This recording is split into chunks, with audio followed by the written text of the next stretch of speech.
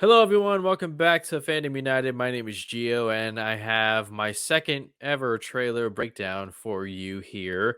This one is on the Batman spinoff Penguin, starring Colin Farrell. A lot of excitement for this one. Colin Farrell was one of the best parts about the Batman movie. Incredible casting, incredible talent, even more incredible prosthetics and makeup. And we'll get into that in a second, but I'm a little bit surprised that we got a first look this early, considering production on this started back in early March. So it's only been about a month and a half at this point.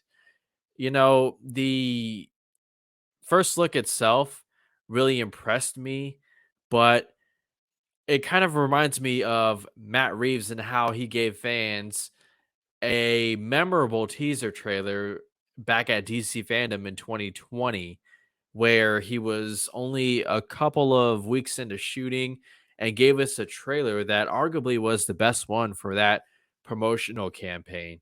So, with that being said, I know we kind of just went through the whole trailer. Let's take it back here. It starts off with a familiar shot. This was actually pulled from the end of the Batman right here. The city is kind of underwater thanks to the Riddler. And because the city is destroyed, it leaves a huge opportunity for somebody else to take over.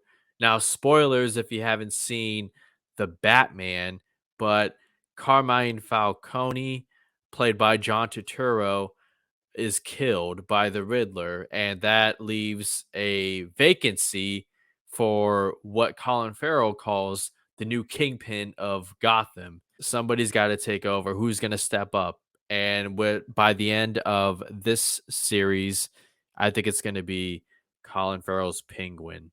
I love this shot right here. This is a great shot. One thing you can say about the Batman, whether you're a fan of it or not, is the incredible cinematography right here.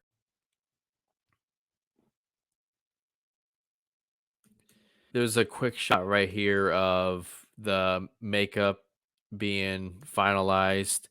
And according to my notes here, Mark Marino, the makeup designer from the Batman, is returning for this series. And that is exciting news because, guys, like I said, the makeup and prosthetics, you could hardly tell it was Colin Farrell. You had to be reminded. And if we as movie buffs feel that way, general audiences had probably had no clue until they looked at the casting list and was like, "Oh my god, that was Colin Farrell? No way. Let me go back and rewatch it."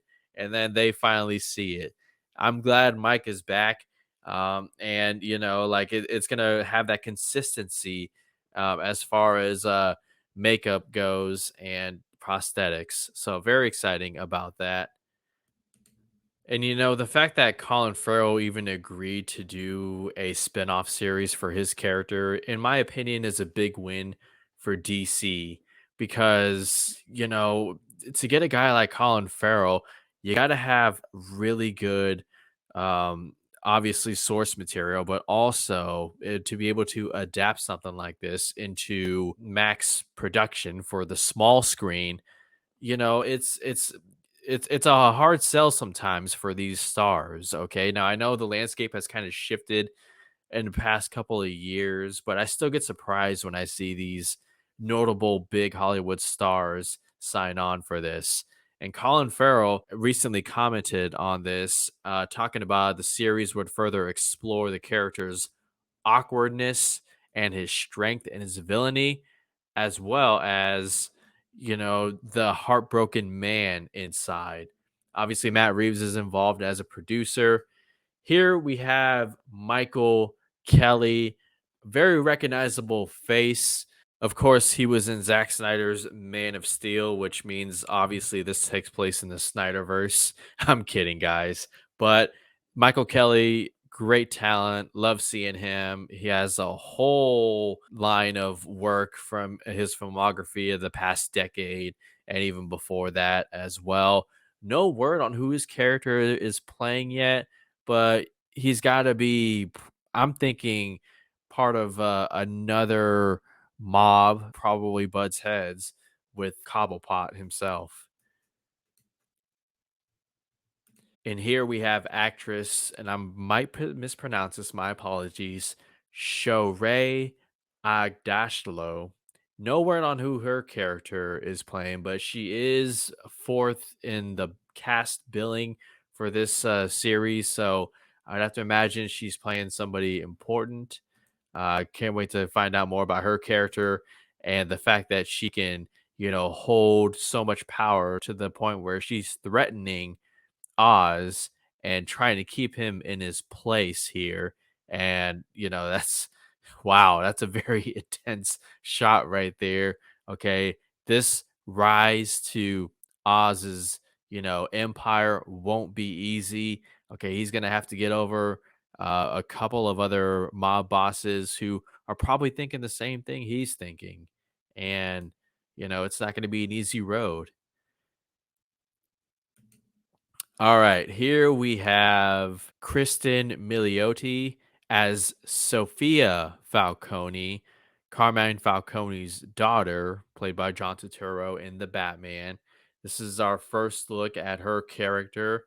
Very excited about Sophia being a part of this series.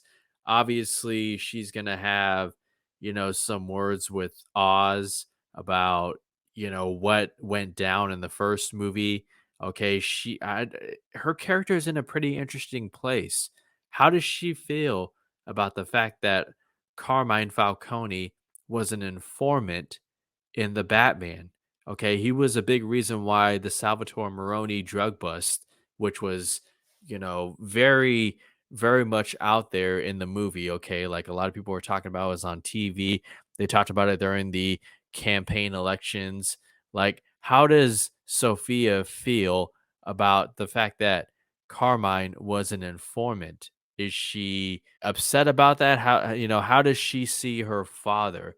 The fact that she's sitting here at the dinner table with Oz, who, if you remember, took out a gun and was going to kill Carmine Falcone until the Riddler beat him to it. Goddamn rat. Oh, so you're a big man now, you were always just a gimp in an empty suit. I'll spray paint your ass!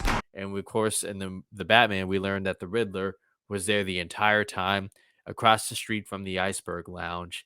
And so I'm very curious to see her character and where we find her in this movie coming off of the first movie's events. As you can see, they're cheersing right now, which tells me they have some sort of business arrangement. Maybe she is going to be working with Oz to help him take over Gotham's crime world.